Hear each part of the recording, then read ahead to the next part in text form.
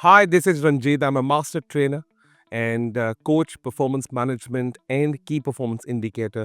Recently done amazing certification from Institute of Australia.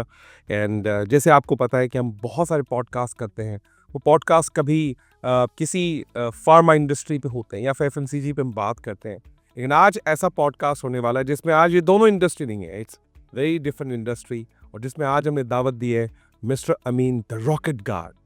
He claims that he is a champion failure. और बहुत सारी मतलब हम बात करते हैं कि आपकी कामयाबी का राज क्या है, लेकिन आज सवालात ऐसे नहीं होंगे, आज होंगे आपकी नाकामी के कौन से ऐसे सीक्रेट्स थे जिन्होंने आपको आज अमीन द रॉकेट गाय बनाने में आपको हेल्प किया। तो अमीन साहब, welcome to the Ranjeet Kumar show. मुझे बहुत ज़बरदस्त लग रहा है कि मैं आज आपको the Ranjeet Kumar show podcast में दावत दी है। और मैं बिफोर स्टार्टिंग द पॉडकास्ट मैं इतना कह सकता हूँ, this could be the rocket podcast for every people. थोड़ा सा अपने बारे में बताइए, देन उसके बाद सवालात का सिलसिला शुरू करते हैं।